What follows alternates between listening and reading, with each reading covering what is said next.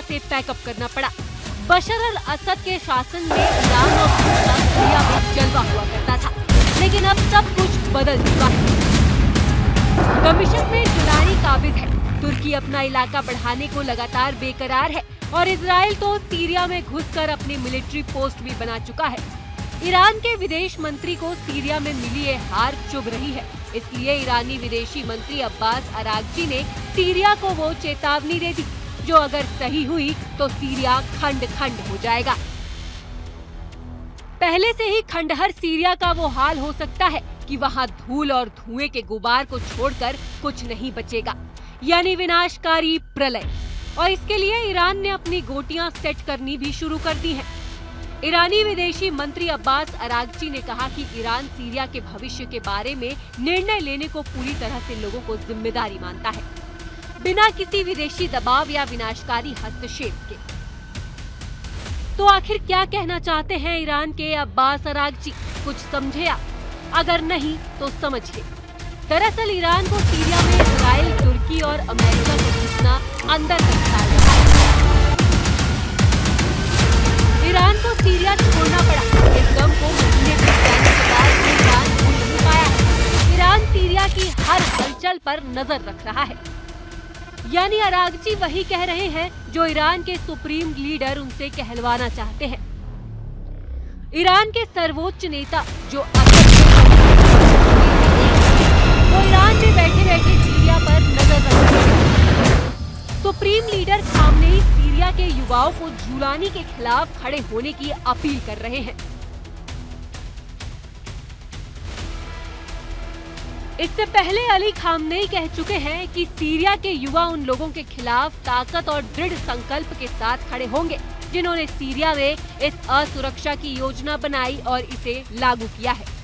ईश्वर की इच्छा से वो उन पर विजय प्राप्त करेंगे।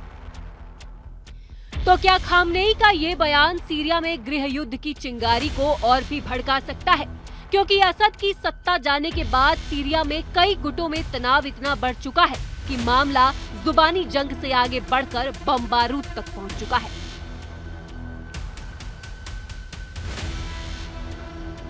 सवाल ये है कि सीरिया में क्या चल रहा है। इसे समझने के लिए आपको सीरिया से आई कुछ तस्वीरों को देखना जरूरी है।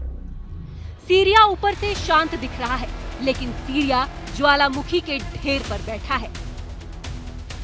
सीरिया के होम्स में अचानक गोलियों की आवाज आने लगी, जिसने मुल्क में अमन की आस में बैठे आम बाशिंदों के दिलों में खौफ भर दिया। गोलियों की आवाज सुनकर लोग चौंक गए और अपनी अपनी जान बचाने के लिए इधर उधर भागने लगे। सड़कों पर हजारों लोग इकट्ठा हो गए।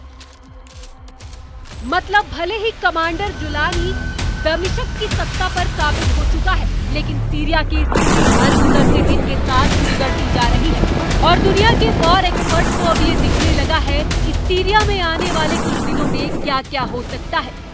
सीरिया की स्थिति कितनी खराब हो सकती है। तो क्या सीरिया गृह युद्ध में फंस चुका है? अब देखिए सीरिया से आई दूसरी तस्वीर।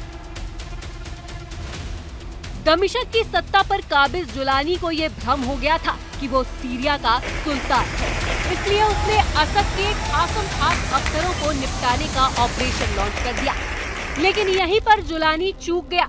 कमांडर जुलानी ने अपने लड़ाकों को सीरिया के टार्टस प्रांत में सीरिया के पूर्व राष्ट्रपति बशर अल असद के कमांडर रहे मोहम्मद कंजो को गिरफ्तार करने पहुंचे। जुलानी के लड़ाकों को तनिक भी अंदाजा नहीं था कि सीरिया में असद अभी भी जिंदा है। असद के लड़ाके पहले ही घात लगाकर जुलानी के दमिश्क का बदला लेने के लिए तैयार थे। नतीजा ये हुआ कि हजारों राउंड फायरिंग हुई और असद के लड़ाकों ने जुलानी के 14 कमांडर्स को मार गिराया। असद का मेजर जनरल मोहम्मद कंजो वो शख्स है जिसकी सीरिया की बदनाम जेल सेदनाया पर हुकूमत चलती थी। मोहम्मद कंजो के फैसलों से सैकड़ों नहीं हजारों लोगों को मौत के घाट उतार दिया गया। यानी अब सीरिया वर्चस्व की लड़ाई का मैदान बन गया है। सीरिया को रूस और ईरान ने छोड़ा तो अब सीरिया में अमेरिका, इजराइल और तुर्की घुस चुके हैं। सीरिया में इजराइल के हमले जारी हैं। यही नहीं, इजरायली मीडिया रिपोर्टों के मुताबिक आईडीएफ गोलान हाइट्स में कब्जा किए इलाके में सैन्य चौकी भी बना ली है। फिलहाल ये मिलिट्री पोस्ट सर्दियों के महीने के लिए इजराइल ने बनवाने का दावा किया है, लेकिन हालात को देखकर ऐसा लगता नहीं है कि इजराइल यहाँ से हिलेगा भी।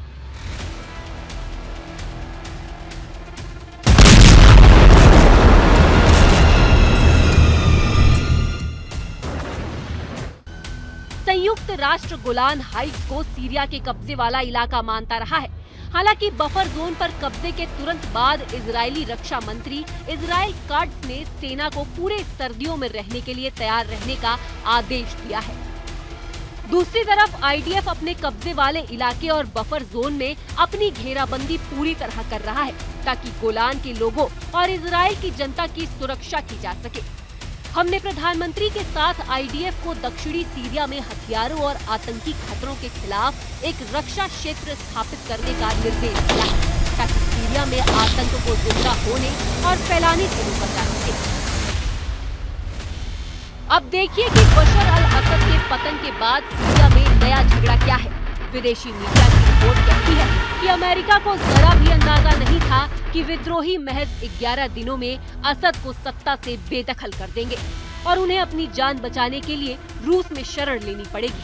अमेरिकी अधिकारी असद के साथ एक समझौते पर बातचीत कर रहे थे।